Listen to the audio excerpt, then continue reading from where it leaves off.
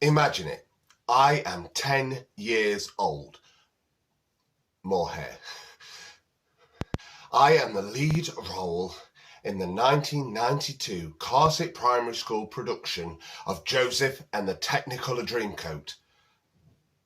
Joseph. I've only got the role because a year before, Jason Donovan has been playing the part. And so I thought it'd be really cool to learn all the words to his songs. And I thought it'd be a great idea as well to stand in front of a whole assembly in the whole school and sing Any Dream Will Do. Of course, it didn't seem as good an idea when one of the girls in the year above decided to make me cry for doing so. And then Mrs. Rhodes dragged her into the class and demanded that she sang. Sing, girls, sing! And when she couldn't, I felt this victory. And there, on the stage, I sing, close every door to me. The space is black. There is a shining light down on me. I can barely see, but I feel as though every eye is on me. At 10 years old, I am loving the attention. At 39, I start to think that maybe they were just glaring at me and wondering why their kid didn't get the lead role. But it doesn't matter. This is the moment where the bug hits. This is my moment. I turn around to my granddad and I tell him I'm going to be an actor and a writer and a singer and a comic book artist. And in his Cockney voice, he says, go and do it, son. And I turn around to my mum and I say exactly the same. And she says, don't be so stupid. And I didn't get it. I thought it was unfair, but then I slowly realised that as I grew up, that's the way that people thought around here, that you could never achieve anything if you came from Ashfield. You know, growing up, I don't think I ever realised what Ashfield was. You know, I kind of lived in this little bubble, you know. I lived on the Carsick estate. I went to Carsick Primary School. You know, lunch was at my mum and granddad's at Westbourne Road Flats. And then eventually I went to Quarrydale, and that was about it, you know, apart from the occasional trip to Sutton, you know, to get pick and mix or a single tape from Woolworths or a choose your own adventure from the library. And then every so often, my mama and granddad would take me on this amazing trip to Mansfield. And I know that sounds strange now, but back then it was a big adventure, you know. I mean, my other gran lived in Mansfield, but we only ever went to her house. And then eventually I made new friends, and I started to go to Skegby when I was about 14, and then eventually reached Huthwaite at 16. I never stepped foot in Kirkby until I was 19. But whenever we hung out, it was always at people's houses, you know, or we'd have a bit of a wander around their street, but we never really got to know the place or the street names, you know, so much so that when I was working at Am I Not when I was 20, another member of staff said that they lived on the Carsick estate.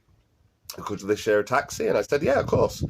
And they said the name of the street, and I'd never even heard of it. But I thought, well, it's the Carsick estate. It can't be that far away from me. And it wasn't. It was the house, streets next to mine. Do you know, the street I lived on, that was my world, you know? You know, the playtime was always with the kids on that street, you know, and even then I was making stories, you know. I'd tell them what parts they were playing, you know, bossing them around. And I remember the absolute horror once of turning around and seeing one of the kids' faces and blood pouring from the mouth, their eyes filled with tears, my ears filled with their screams, and it was all the victim of an experiment that had gone wrong. I jumped off the wall near our house, my arms flapping. The other kid had got his, you know, arms around my waist, his legs kicking, and we came crashing down to the ground. And I remember a few days later my mum saying, what the hell were you doing? And I said, we were trying to fly. My mum just stared at me and said, well, how the bloody hell am I going to explain that to his parents? Even though the thought had been shot down, the idea of me singing and writing and acting and drawing, it never went away. And so I did art instead of drama at school because, well, only girls do drama, and I followed my mates. And then I followed art through to A-level. although I nearly quit after the first year. But then my teacher, Mr. Houston, offered me a copy of Blood Sugar Sex Magic by the Red Hot Chili Peppers if I stayed, so I finished it. And they were always asking you, what do you want to do for a job? And I'd go, be a writer. Of course, that wouldn't do. But I didn't know what else. I had no interest in cars, so I couldn't follow in my dad's footsteps. And my mum was a teacher, and I knew I definitely wasn't going to do that, even though I did become a teacher a few years later, teaching in the very same classroom she did with the very same subject. And so when they come to me and they'd ask, I'd say, accountant, lawyer, doctor.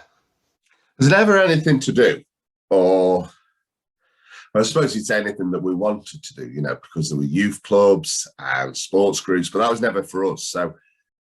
So when we did go out, we'd just walk, we'd hang around in the Spider Rack, we'd go down the Tevisal Trail.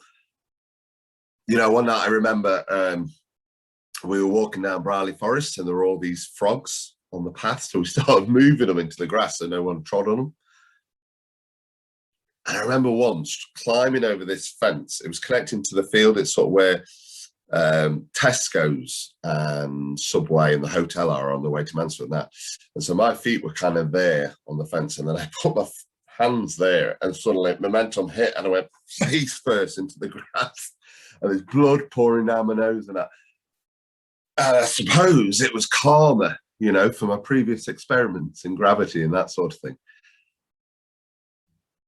I remember once asking our mate Mole to get in the boot of a car in the sixth form car park and getting him to shout, "Let me out!" We drove around the streets around the school, all for the fee of 50p, which eventually fell out of his pocket and stayed in the boot without him knowing. I remember Walsh going to the shop on Stoniford Road and asking for £5 in money for gummy bears and then handing them out to everyone as we went past.